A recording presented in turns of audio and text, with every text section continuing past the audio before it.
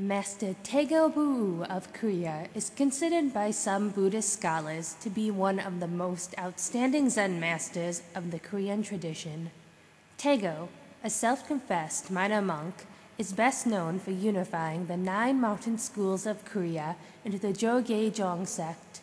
Additionally, it is through Taego that many Korean Zen sects claim their descent.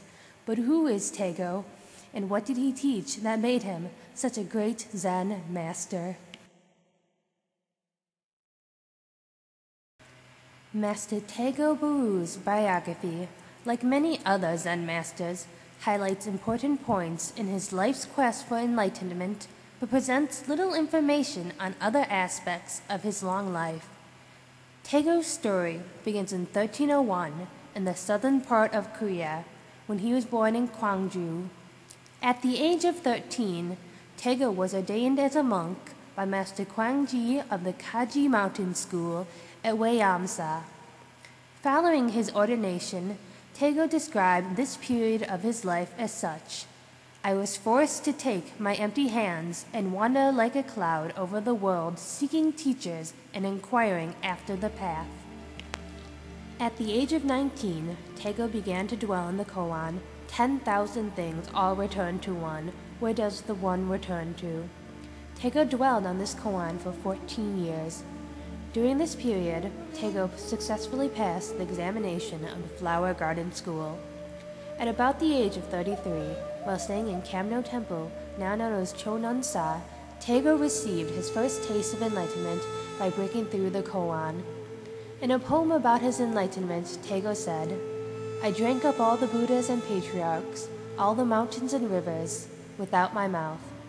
This was not to be his last enlightenment before his great enlightenment, though, as in 1337, Taego awakened again while listening to the phrase, "When everything disappears, it is called stability," from the Perfect Enlightenment Sutra. Finally, at the age of 37, Taego achieved his great awakening by studying the famous Wu koan. Does a dog have Buddha nature? No. Taego later wrote, "After breaking through the solid gate, the clear wind blows from the beginning of time in response to his great awakening." 3 years after his great awakening, at the age of 40, Taego began to teach at Cheonghang-sa Temple on Three Corners Mountain in what is now Seoul. What Taego achieved in the 3 years between his great enlightenment and the start of his teaching career is unknown. What is known, though, is that many students, hearing of his reputation as a Zen master, gathered here to study under him. In fact, so many students came to study under him that Taego needed to build a temple nearby to use for his own meditation. Thus began Taego's vastly successful teaching career. During his time as a teacher, Taego was encouraged by Tang Master Wuji, who said that it would be good for Master Buu to be recognized by and receive the Dharma from a great Chinese master. So in 1346, when Taego was 46, as records of Master Taego states, Master Buu went to Yuan intending to ask for the Dharma.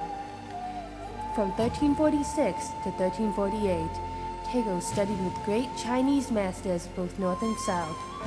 Taego's most noted teacher, though, was Shiwu. Interestingly, Taego originally intended to visit another teacher in North China, but the noted teacher died before Taego arrived. Taego instead traveled to South China, and in the 7th month of 1347, he reached the stone hermitage on my mountain, Shiwu later recalled. Shiwu was an 18th generation successor of Master Wen Ji and 30 years Taego's senior. When shown a sample of Taego's writing, Shiwu was greatly impressed and certified Taego's awakening. Shiwu describes reading Taego's writing as such: "I unrolled it by the pure window and read it appreciatively. My old eyes were illuminated some more. I chant his song, and it is pure and generous. I savor his phrases, and they are carefree and profound. He has really attained the scene from before the empty aeon." Shiwu told Taego that "I have been waiting for a descendant like you for a long time." Taego received, in his own words, decisive instruction on the essentials of mind and getting his fill of the milk of the Dharma during this time that he spent with Master Shiwu. After leaving Shiwu, Taego traveled to the Yuan capital in North China, where he was invited to give a series of public lectures at Yanqing Temple. The lectures Taego gave were attended by members of Mongol high society, whom Taego both honored and put in their place by sharply reminding them of their obligations to society and to Buddhism. During his stay in the Yuan capital, Taego was tested by Emperor Shenzong. The emperor sent a messenger bearing a golden robe to Taego, but before Taego was allowed to receive the robe, he was told, "Please accept this gift as a token of the emperor's esteem. There is, however, one condition. You must receive it without using your hands." Taego responded, "Of course, I would be honored to receive it without using my hands, if you'll first hand it to me without using your hands." Taego passed the emperor's test and received the golden robe. In 1348, Taego returned to Korea and settled at Mount Sosol, where he farmed for 4 years.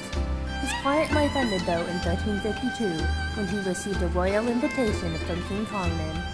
While in the capital, Taego supposedly lectured the king on the need to clean up the government and remove evildoers from power. Taego also took the time to ask the king for help in a matter close to his heart, helping unifying the fragmented San establishment in Korea.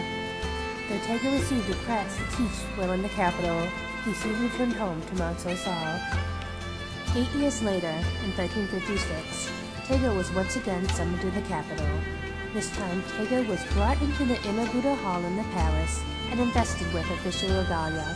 He was designated royal teacher. Taego used the power of his new position to try and achieve what he first asked the king for help with, the unification of San and Korea.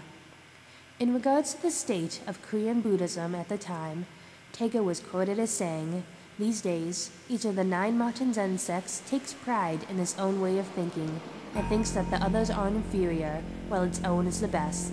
Thus, they injure the harmony of the Buddhist community and destroy correct norms. Alas." Taego tried to unify San through personal transmission through koan practice and on the monastic ordinances then current in China. Taego's efforts led to the creation of the Chogyejong Zen school of Buddhism in Korea. In 1357, Taego requested to be allowed to return home to Mount Sosol, but the king refused. But being a rather feisty monk, Taego left the capital anyway by stealth. The king later granted Taego formal permission to retire. Taego's rest lasted only a few years though, until in the year 1362, Taego was once again summoned to the capital and instructed to teach. After 4 years though, in 1366, at the age of 65, Taego once again requested to be allowed to return home. This time, the king chose to accept Taego's request before Taego left. The year 1366 marked the beginning of an unfortunate time in Taego's life. 1366 was the year that the monk Shinton began his rise to the top. Taego tried to warn the king about Shinton, his new favorite, but his warnings fell on deaf ears. In 1368, Taego asked for permission from the king to travel to South China. Permission was granted, but while in China, Shinton convinced the king to strip Taego of his rank and honors and had him defrocked. By 1371, though, as Shinton fell from grace, the king relented and not only allowed Taego to return to his home on Mount Sosol, but granted him the rank of national teacher again.